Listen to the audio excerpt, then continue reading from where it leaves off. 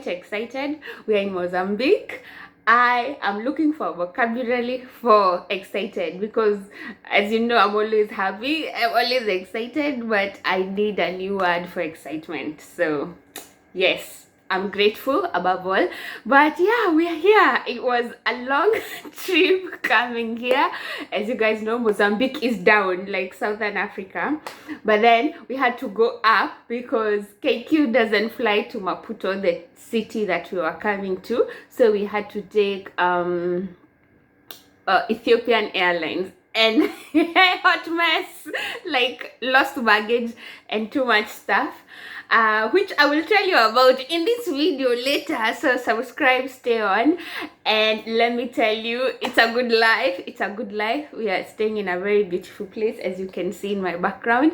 We are also, this is an assignment for work, of course. This is about agriculture, but also I'm overwhelmed by the new culture, and it's a lot, and you know, just getting to know the people and the culture and their eating habits and their farming habits. And I'm yet to go to the real Mozambique because I'm being told this is just the suburbs, this is the UN, Gigiri, Runda kind of place, so you're not really getting the realness of the country.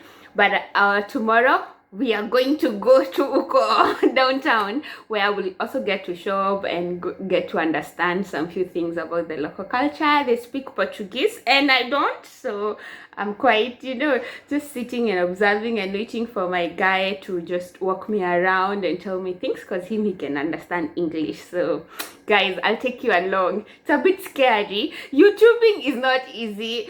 The biggest challenge is taking a camera everywhere, and one, you're in a foreign country, and then you know, you don't know how people will react, so there is also that fear as well. But I will take you with me. But in this video, we've gone to a few places already. Ethiopian Airlines drama, I'm going to attach all those clips in this video so that you can see the journey of getting here. But it's quite exciting. This is the longest flight I've ever taken. The other ones were shorter ones, to TZ, to Coast, you know, the usual. But this one was long. It was about 6 hours, and with kids, a long flight is not encouraging. But we arrived safely. We lost a bag that had the kids' clothes. So when you see all the photos I'm posting on Facebook with my kids showing like they were shot the same day, it's because we have a laundry machine at least, but we are cleaning them every day so that they can reuse them.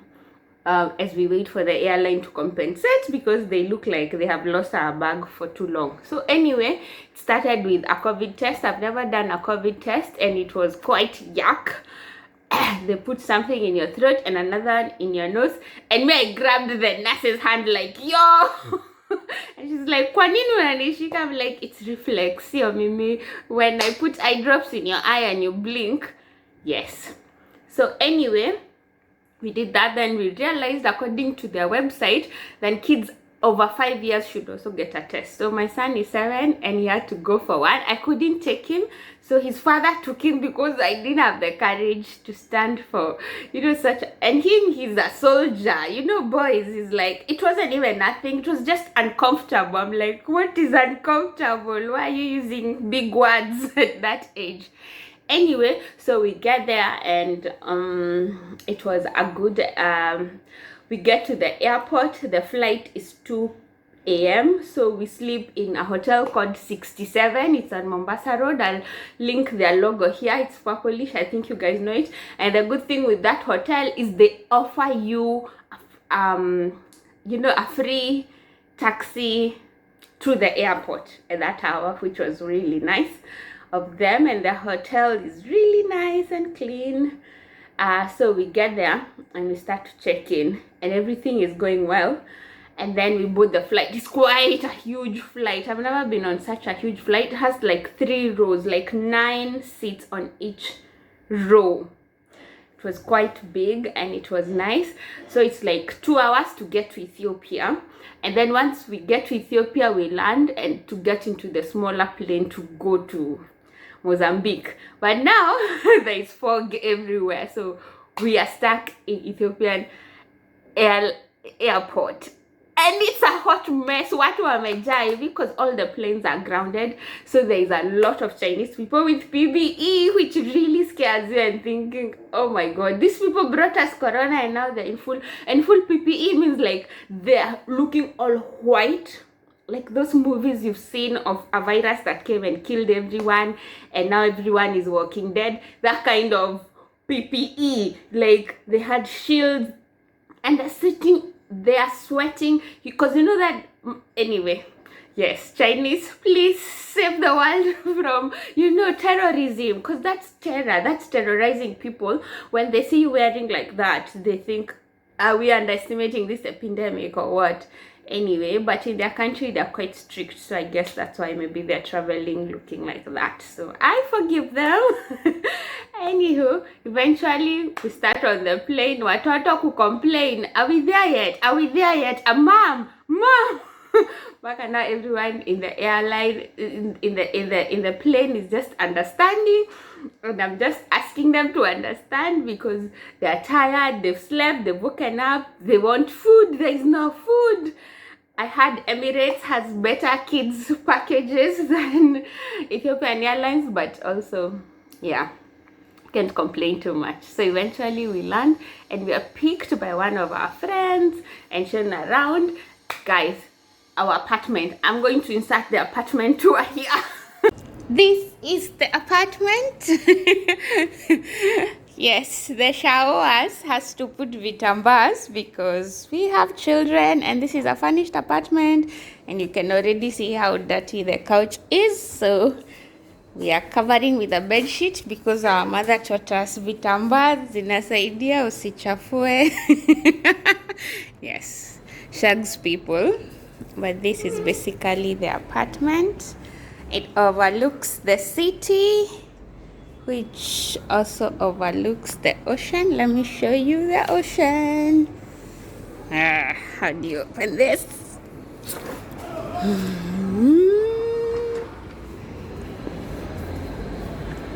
Yeah, it's quite high.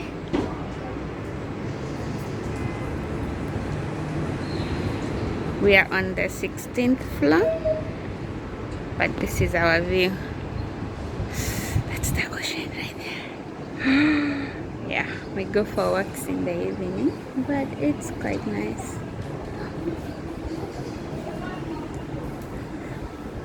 This is the kids' rooms. Hi, Liam. Hi. Hang the clothes properly. That's not hanging. Liam is hanging the clothes because we don't have a hanger. This is where the kids sleep. And I'll clean it after. That's one boy removing clothes from the dryer. This is the kitchen.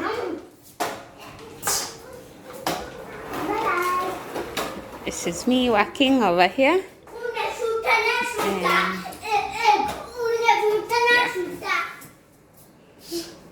Fruits, lots of fruits here, so that's good. Thanks. Fruits. This basket had about 40 oranges. Very good grade 1 oranges, like the ones we buy from South Africa. They import them from South Africa as well. And we bought this one for about 250 Kenyan shillings. So yeah, they import a lot of their vegetables and fruits from SA. And that's why Farm on Fire is here to try and see, because SA is politically unstable, how can they start producing their own food? Yes, so let me show you the rest of the apartment. That is the washroom, shower, Farm on Fire. Yes, and the master bedroom. There is nothing much. Yeah, it's minimalist living. In my handbag. And the view. Let's see some more ocean. Some more ocean. You can see the ocean here too. Yes, that's the ocean.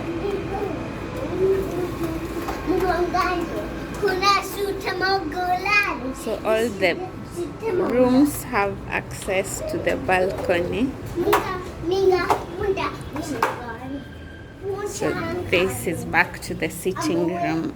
It's not a big house, 3 rooms, but it's serving us well. We are happy, we are grateful. Sasa Shang. It's right in the middle of town. And you know me, I'm a Shags model. Ninaishi kwa shamba huko, Kitengela, Mombasa road traffic. We are right in the smack of the city. And I look out my window. Guess what is the first thing I see? The ocean. Yani, me, I'm in paradise and I'm happy about that. So eventually we go because there is no food in the apartment. It's a fully furnished apartment, but there is no food, so we go to buy food in the supermarket. And whoa, these guys eat healthy and they have the best things in their supermarkets. They have a lot of fruits, like shelves and shelves of fruits. There's a lot of vegetables as well. They import a lot of their food from South Africa because, as you guys know, Mozambique is among one of the poorest countries in Africa. So yeah, most of their food is imported. They're just like Kenya. We also import a lot of food, but here it's really bad. Like, they import almost everything. Their prices are also a bit high, but then I was told it's because we're in the middle of the suburbs. So I will do market comparisons of the suburbs and Uko River Road or farm price once I do that. And then on the weekend we went out of town to a town called Bilene. Yes, Bilene. I think I'm pronouncing that right. It's like 3 hours away from Maputo, and it was quite exciting. The Olympic excitement keeps growing, not just in Japan, but around the world. There are few spectators in the stands, but that hasn't stopped passionate Olympic Look at that. Beachfront kabisa. So good. I love this. The kids already went for a swim.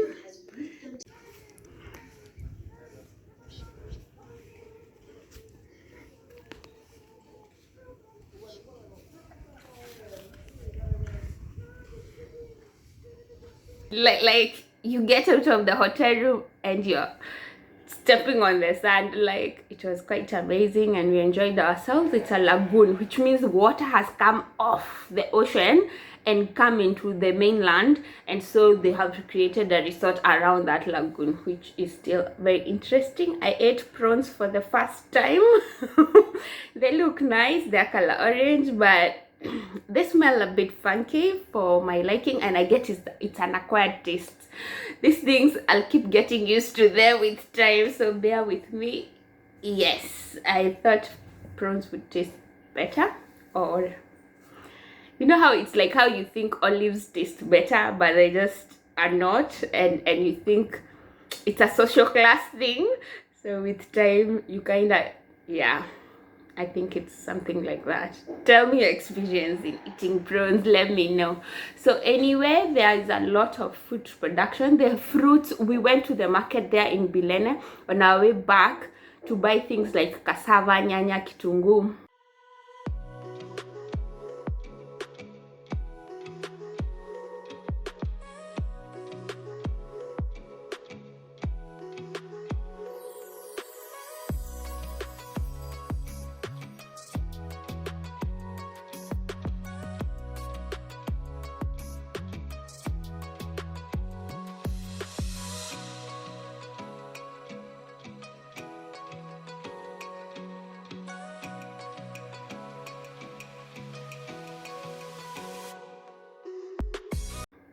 Fruits, and they were very lowly priced. And on the way there we also found trees that had flowered like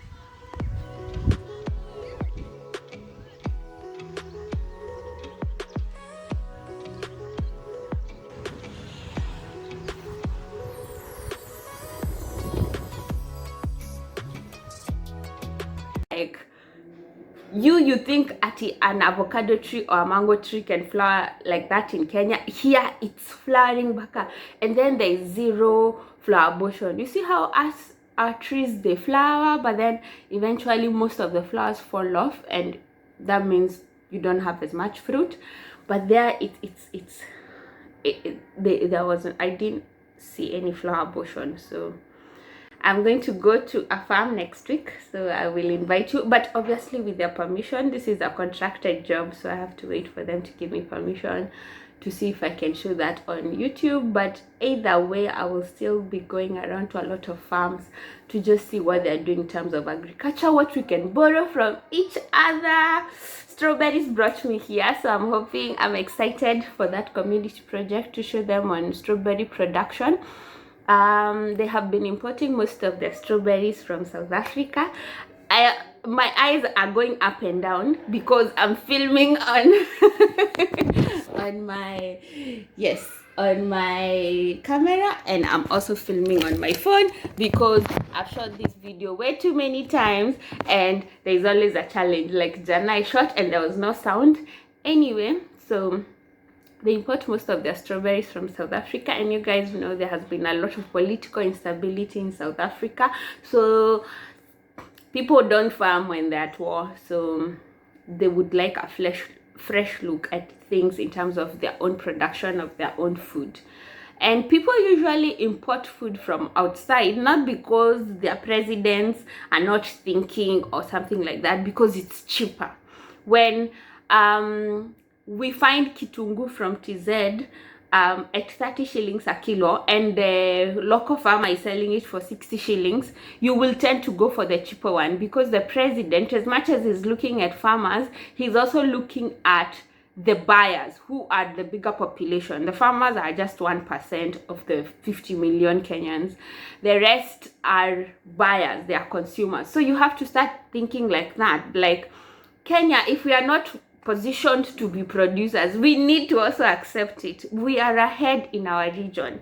A lot of food comes from Uganda, a lot of food comes from TZ, because TZ and Uganda have better climate, they have water all through around the year, they have better soils, they have cheaper labor because their education levels are lower than ours, they have infrastructure is very low in their country. Like you'll find a town that has no tarmac, or people who, you know, basic lifestyle is quite low. And I'm not discouraging Kenyans not to farm. I'm just saying, let's also start thinking, instead of complaining all the time, start thinking, how can we position ourselves to actually look at the facts on the ground and see how can we make it to our advantage. And my proposals is value chain. Go into the value chain, go into processing, get that potato from Uganda, and make something out of it, and be able to sell it to the local market as a processed product, instead of just producing potatoes and finding the market is flooded by potatoes